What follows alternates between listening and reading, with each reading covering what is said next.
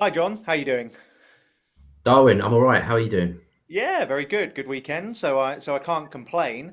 I'm looking forward to this conversation though, because obviously about a month ago we had the spending review delivered by Rachel Reeves, and then last week we had this excellent report by the Office for Budget Responsibility on fiscal risks and sustainability. So I guess the best way to get started is just kind of get your overall opinion on the report. What did you make of it?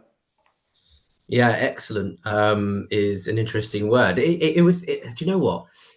We talk about this stuff all the time, right? And we know what, how poor the public finances are and what bad shape the British economy is in lots and lots of ways. So therefore, this report from a bunch of civil servants, which is usually reserved and measured, this was quite brutal in terms of bureaucraties. The way that they were talking about the state of the public finances. I mean, the opening line is the UK public finances have emerged from a series of major global economic shocks in a relatively vulnerable position. For a civil servant's report, that is quite brutal. So it's timely. It's a nice reminder of where we are. It's good to know that this is being recognised at very high levels in the Treasury. But there are huge challenges ahead, of course, and one of the consequences of the spending review, and then the subsequent failure to get any reductions in the pace of welfare spending growth, let alone reductions overall, just reductions in the growth of increases, shows us that yeah, we're in a pretty tight spot. And then we've got a budget coming up in October, of course. What do we think is going to happen then? Of course, they'll come back to taxpayers and businesses and ask for more cash, particularly on the back of such a report, and in a position where it seems like Labour backbenchers have got the government where they want them and can pretty much get the government to dance to their tune right now. So yeah. A good report, an eye-opening report, but it's a blooming scary report as well. Yeah, I was going to say maybe brilliant wasn't quite the word to use. Maybe dire was the best word to use for that. Because I mean, as you mentioned, kind of the OBR, they are civil servants at the end of the day, and you kind of read it, and it has when you read it initially, if you're a member of the public, you kind of just have this veneer of okay, things aren't great, but they could be worse. But as soon as you kind of get past those headlines, it's then kind of okay, no, things are actually terrible right now, and it kind of remind me a lot of the phrases that they were using of what a lot of us discuss in Westminster right now is that we're kind of getting into a stage, if not already there, where we're in the 1970s to some extent all over again when it comes to the public finances. Some of the figures that were reported by the OBR, 270% of debt to GDP ratio by the 2070s, borrowing is going to be 20% of GDP by then as well. And they are terrifying because when you get to that level of debt and borrowing, it becomes literally impossible for the amount of taxes to actually be raised to even service the debt, let alone do anything else that the government should be doing. And so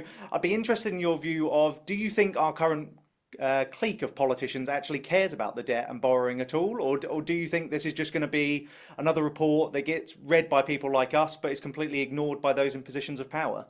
Yeah, loads in there, so I'll try and dive into some of it. If they didn't care, they will now. I think when you've got ostensibly socialist or left wing or progressive politicians or whatever you want to call them in opposition, and they mouth off about every kind of tax increase or spending increase that they want, and then they get into power and they realize actually things are a bit trickier, and things like bond markets are far more influential in your decision making than you perhaps realize. Then I think that they will be paying attention now, and sort of jumping back to the first point we were discussing, that actually that this report was good in a way, in the sense that quite often that very elite bubble in SW1, who we're always trying to talk to and get stuff in front of and all of that. Quite often they need someone from their own team to tell them how it is before they act. So, something from the OBR telling them how dire it is actually quite good in a sense. So we maybe weren't off too far off base by calling the report good and excellent. But yeah, 1970s. Yeah, it's really interesting. The dynamics are similar but not the same, which which is quite obvious to say. But back then, what obviously a big part of the issue was who was actually in control of the country. Was it the government or was it the unions? And that was the big challenge that had to be wrestled with by an incoming government in 1979 and planned for in the run up to it.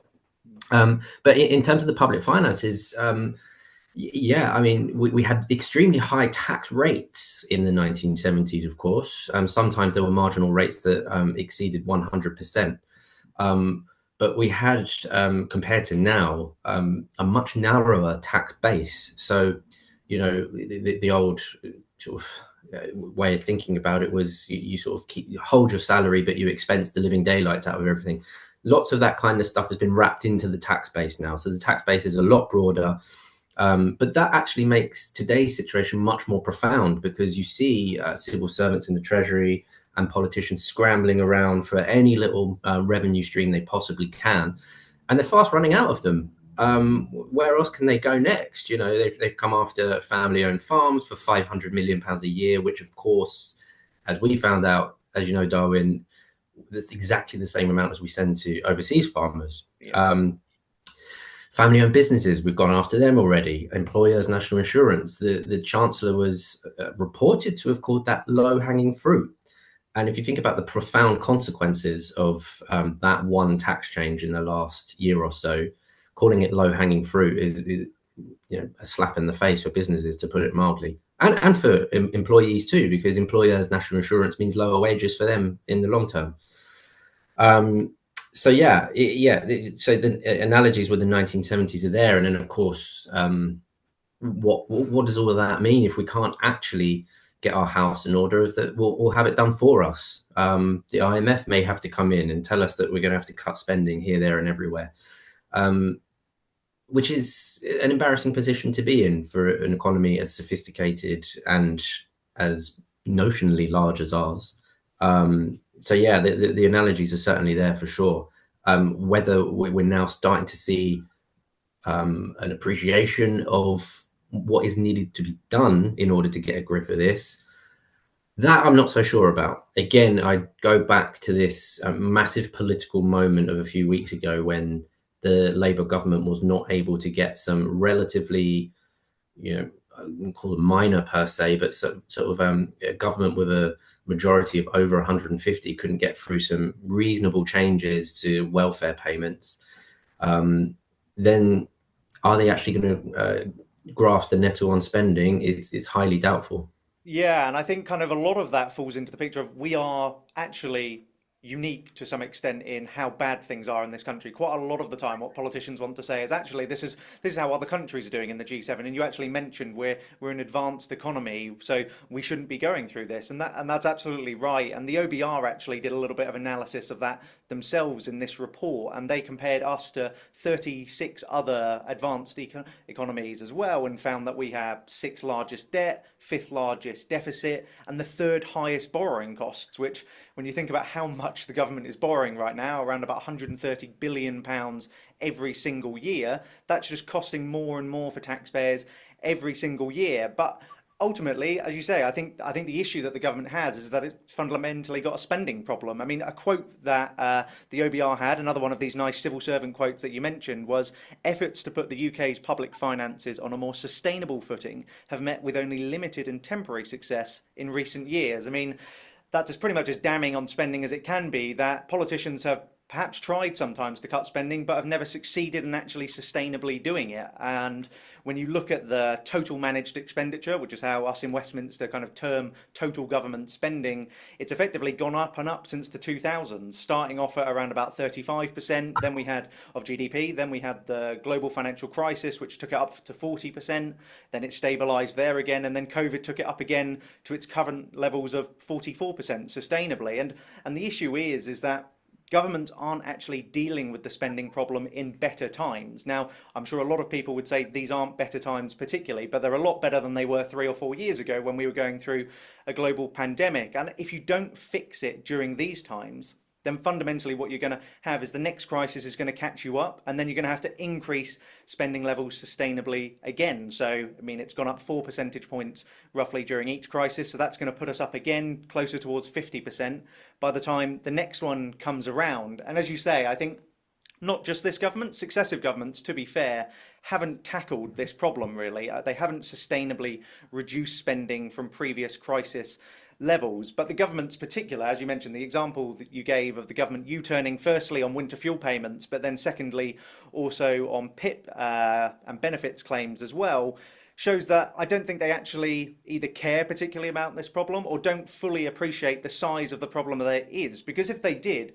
they wouldn't collapse to their backbenchers as they do. And I mean, those are just some of the problems that the government has. Another one mentioned by this report is actually pensions. When we look at the triple lock, something introduced in the 2010s, it was looking to be around a £5 billion cost to sustain the triple lock on pensions. Now what's happening is it's tripled, £15 billion every single year just to maintain state pensions within inflation effectively. And that's largely being driven by the fact that inflation and earnings growth has been a lot more volatile than the OBR and the Treasury first expected. And I'd be interested in your view on this, John, but kind of can we sustainably keep the triple lock now? I mean, surely it's got to the point whereby this either needs to be significantly reformed or actually just abolished in its entirety. Yeah. Wow. Yeah. Look, spending. You're absolutely right. This is the root of all of our problems. I was even reading the other day that my dad was a publican, right? So I've got a particular interest and I worked in his business, and I've got a particular interest in that sector.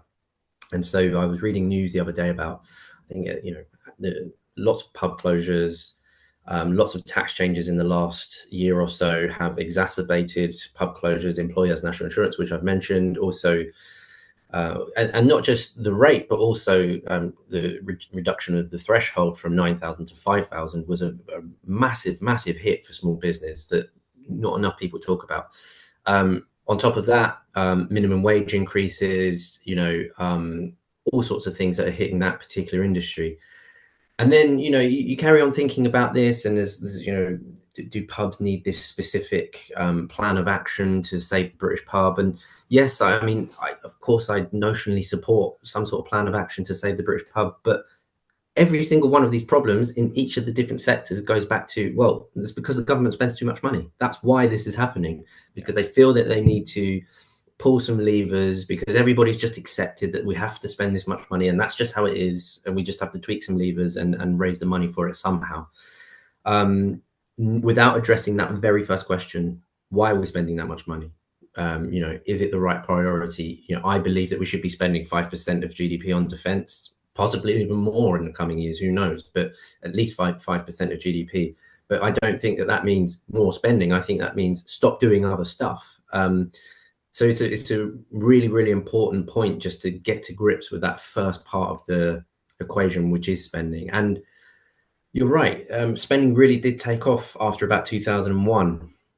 Actually, the 97 to 2001 public finances were pretty robust in the New Labour era. In fact, we had a surplus in 2001, and it really kind of took off after that. And we've had lots of global shocks to deal with subsequently.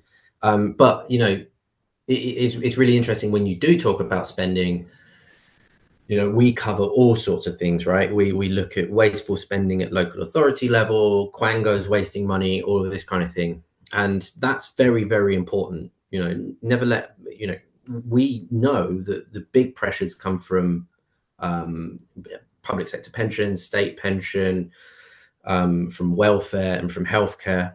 We know that, and we know that those things need to be tackled. But tackling that wasteful spending culture, they're not sort of mutually exclusive. They can be done at the same time. So we've got to tackle that wasteful spending culture. But as I said, you really got to deal with the big 3 or 4 items, and the current government proves that they basically couldn't. There's some interesting noises about reforms in healthcare, perhaps, introducing more market-based reforms, a la the 2001 reforms under Alan Milburn and that sort of early period of the New Labour government. So there's a hell of a lot to do, and what it all means, that debt continues to go up, and unfortunately, I keep going on about Labour and the left and progressives. Debt was a really interesting one. I remember the pandemic wasn't that long ago, and I remember people of the notionally let's call it the centre right, small c conservative, classical liberal, free market side. That sort of broad. There were lots and lots of people saying debt doesn't matter anymore. I remember it very, very vividly, such that I was moved to write in the Telegraph about, hang on a minute, yes, it does matter. The fundamentals still matter. You still owe this money. Someone at some point has to pay for it. And the composition of our debt was changing. The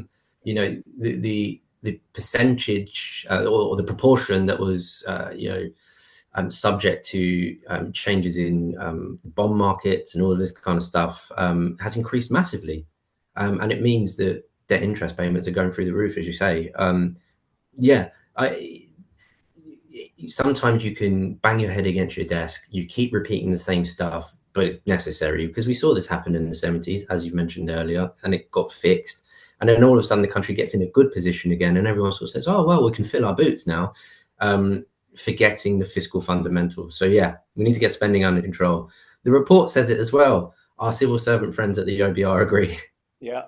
Yeah, well, that's the most surprising thing, is that kind of we're now getting unity on this issue other than seemingly within the government, because it seems to be the constant view from them is that we can continue to spend. I mean, another nonsense that I think the government runs at every single fiscal event that they have is kind of this idea of fiscal headroom. And the last couple of events that they've had, it's been 9.9 billion pounds, conveniently exactly the same both times. And it seems to be that whenever there's headroom, the immediate response to that is, oh, that's okay, we've got room to spend then. We've got another 9 billion we can spend. So why not lift these benefit caps, for example, that we've got? Why not spend here, there, and everywhere? And the thing is that when it's not that, it's now seemingly turning to tax rises. I mean, ever since the spending review and these U-turns that the government announced on welfare, the talk has turned to, okay, right, what's going to happen in the autumn now? And last week at PMQs, we heard the Prime Minister rule out kind of those manifesto commitments that he announced last year. Kind of, he's not going to do anything on income tax, national insurance, except for employees' national insurance, clearly, and VAT. But then what he refused to do is rule out something such as a wealth tax. And we know this is a pet favourite for so many left-wing MPs and those on the left, because they constantly feel like there's more and more you can squeeze from the top, really, without there being any consequences to it. I mean, top 1%, for example, pay 28% of all income tax. I did a little bit of analysis with Mike Denham, our former chairman, as well, and found that of all taxes paid, the top decile, so that top 10%, are paying 34% on average in taxes. And so that simply means that we cannot continue to squeeze more and more from these people, because ultimately you're going to have the result that we're seeing, which is a predicted 16,000, I think it was, millionaires going to be leaving this year alone. And what that ultimately does to taxpayers is it forces the tax burden further down. It's going to force it onto the middle classes who have to pay it. It's going to have to force it onto the lower classes as well, who are going to have to pay it as well, and who can least afford it. And I don't really know how they're going to get over this problem, this current government at least anyway, because on the one hand, they seem completely unable to cut spending in any way whatsoever without their backbenchers rebelling. But also at the same time, they can't reasonably, in my mind, continue to increase taxes on businesses and also on the top 1% without also seeing capital flight from this country and ultimately shifting the tax burden further down. But maybe, John, I know you're Yeah. a constant optimist, so maybe you've got better views on this than I have. It's very hard to be an optimist. As I always say, a naive optimist. But wealth taxes don't work. I'm interested in what works. As you say, we are the forecasts that we saw was for, I think it was 16,500 millionaires to leave Britain this year, which is more than double the next country down on the list, which is China. There are more people fleeing Britain than fleeing the Chinese Communist Party. Make of that what you will. That matters. As you say, where does all the tax receipts come from that pay for the public services? And then that's one way to look at it. Another way to look at it is, what about all the jobs that they create and the lives that are improved by businesses starting up and expanding, and new products on the market, new services available, everyone's lives getting that bit better because of innovation, prosperity, and growth. Not to mention all of the tax receipts. So I'm interested in what works, and wealth taxes don't work. There are more countries junking them than adopting them. Going back to our favorite analogy with the 1970s, they didn't even try a wealth tax then. The the chancellor at the time, Dennis Healey, said it wasn't. He couldn't find a way to make it work to raise the revenue that he would like to have raised, for the very reasons we said. People will just move. Capital is more mobile than incomes, and that's just a fact of life. And the reason that I'm so annoyed about floating these ideas like wealth taxes is exactly what you identified just a second ago, is who actually pays for this? Who actually pays for this when the wealthy leave the country? It's working class taxpayers. It's people on, sort of aspirational kind of, moving into the 40% bracket. It's those taxpayers that pay for it. Because again, they're kind of much more immobile in a sense. They're rooted in this country, and they are, PAYE all the way, and they're the people who actually lose out. And it's all to feed this kind of stage managed politics. I wouldn't even be as generous as to call it sort of economics, or even any sort of grip on the public finances. It's all stage managed politics. These endless fiscal statements, fiscal headroom, all of these buzzwords, they all just mean more spending. And you're absolutely right. And then, even think about austerity. What does austerity mean? It means cuts in spending in the public's eye. Tax rises are austerity, from their definition. So nobody really says that in the sort of elite class in SW1.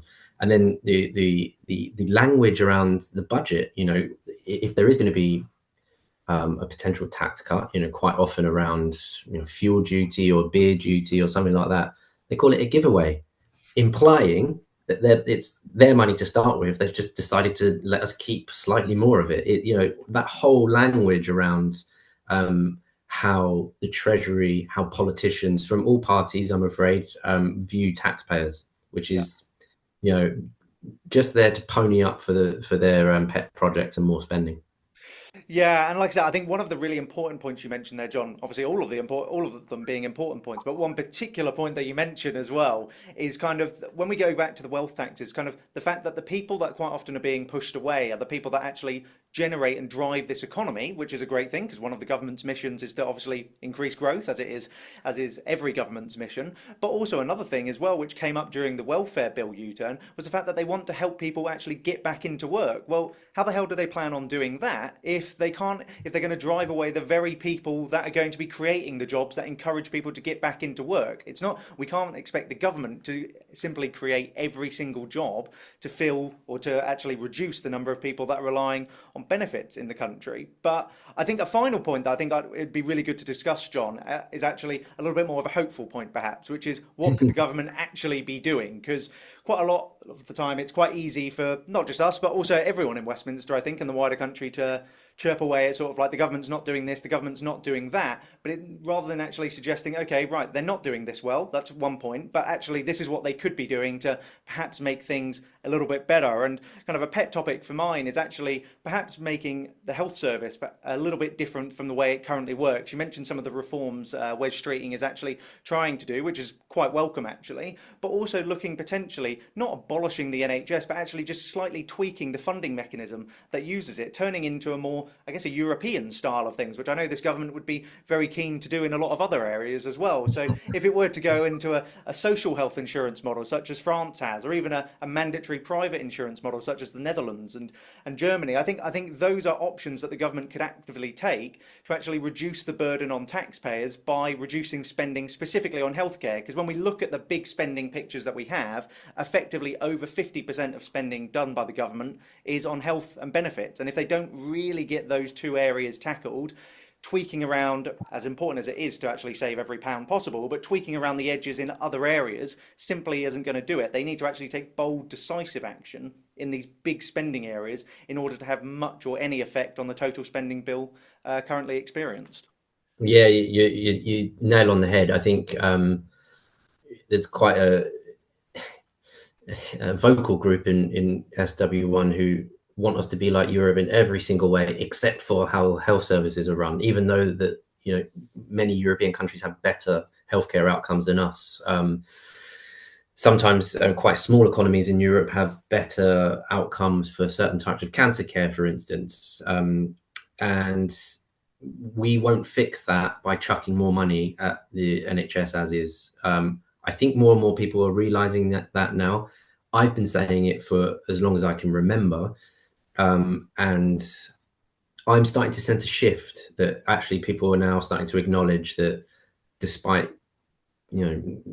many years of huge increases in spending, things aren't getting all that better in the NHS. In many ways, actually, it's worse. So what do you actually do? You reform the funding mechanism, as you say, and we've got tons of work for people to check out on our website, detailing that, how to improve productivity in the NHS, how to cut waste, some assessments of different healthcare systems like the Dutch, which is a particular favorite of mine, the Swiss, the Spanish, the German. Each has their different ways of doing things. The German system is very decentralized, so it can respond to local healthcare needs. The Dutch is very, different. It has price mechanisms, but guaranteed coverage, so everybody gets universal coverage. Again, that idea that we're the only country in the world that has universal coverage is complete nonsense. So reform of the health service will help it to be much more financially solvent for the long term. And then another challenge, I suppose, is how we deal with adult social care, because what we're seeing is that a lot of councils, local authorities, they have the responsibility to deliver adult social care, and it's actually eating up a huge proportion of their budget, sometimes somewhere around the 75%, 80%, occasionally more than that.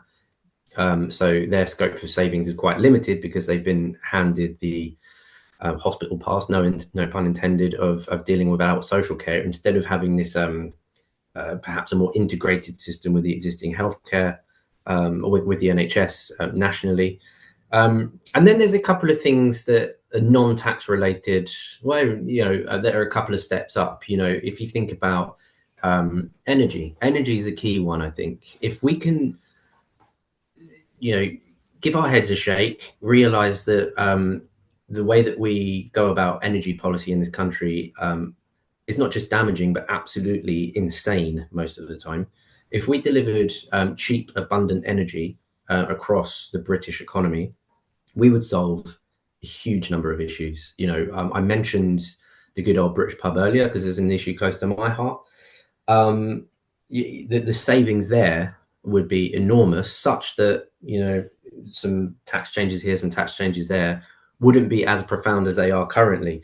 So dealing with energy is a huge, major, open goal for any government that has the backbone to fight down this extremely vocal minority of people who make a fuss about these kinds of things and glue themselves to our motorways and all this kind of stuff. If we stop listening to those idiots and actually just delivered clean, abundant energy, in years to come, perhaps it can be clean, but certainly cheap, abundant energy, then we would be laughing. We'd be in a much more secure position than we are now. And then we could deliver sort of high energy intensive industries could fire up their furnaces again. We'd have infrastructure being delivered at much more reasonable rates at faster pace. Lots of good stuff would come out of that. So there are some profound challenges, but I think that they are all.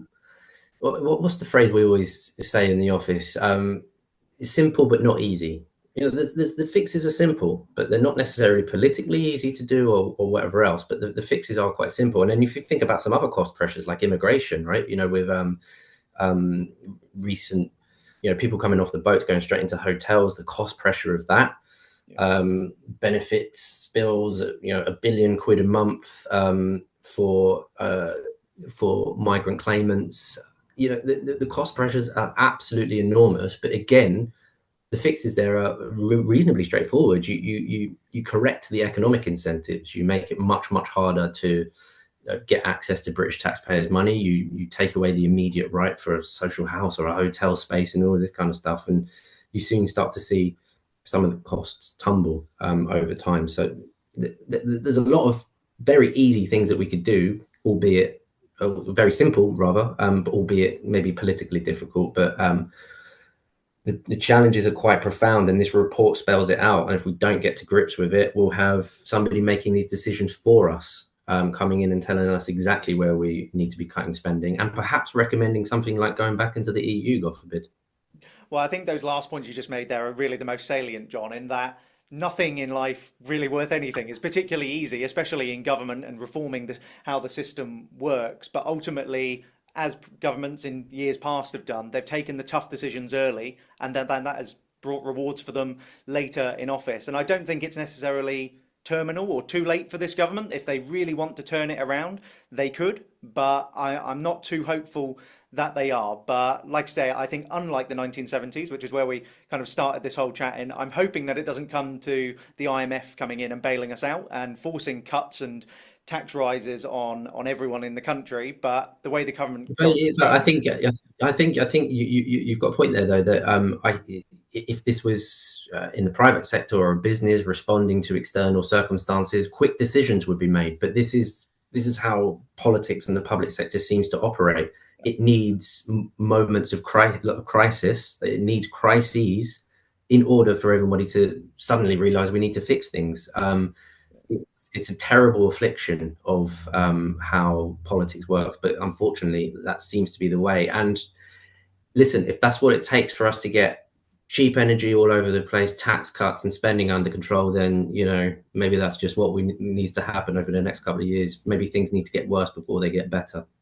yeah, as with any medicine, that could be the case. And like I say, ultimately, the actions of the government are going to be hit on by taxpayers. So yeah, Absolutely. it may be necessary, but at the end of the day, I think what the government needs to remember in every decision it makes is it does impact people and it impacts taxpayers most of all. But like I say, John, thank you very much for that. We'll leave it there with the IMF and the 1970s, and like I say, hopefully next time we speak, it will be with some cheerier news from the government or from the OBR. But until then, We live in hope. yeah, exactly. So thank you very much again for this, John, and we'll speak Thank you, soon. Darwin. Cheers. Bye.